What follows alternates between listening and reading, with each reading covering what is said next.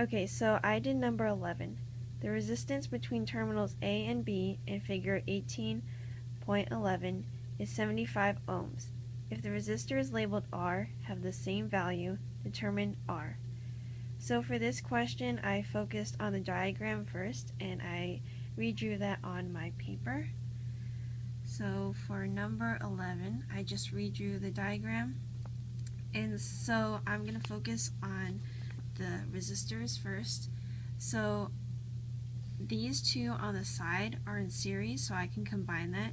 And the resistance for circuits that are in series, you just add the resistance up. So the resistance equivalence, my first one is going to be R plus 5 ohms.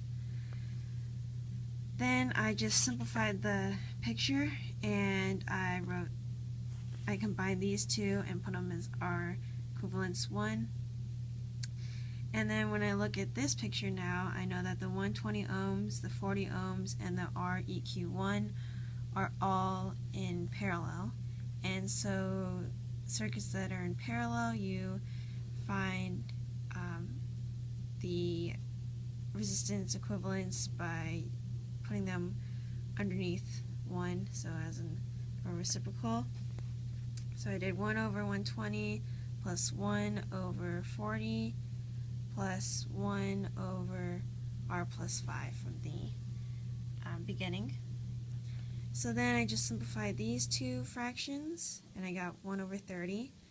And then to combine these two fractions, I had to find a common denominator, so I multiplied this one by 30, top and bottom, and this one by R plus 5, top and bottom. And then I basically simplified that, and I got 1 over RE equivalence 2 is equal to 35 plus R over 30 times R plus 5, and then when I solved for R equivalence 2, it's basically flipping the fraction. So now I have R equivalence 2. I simplified this diagram. All of them are in parallel, so I can put that all into REQ2. Now I only have these two that I have to worry about, and since these two are in series, again I can add the resistance together. So R stays R, but then REQ, I can plug that in there.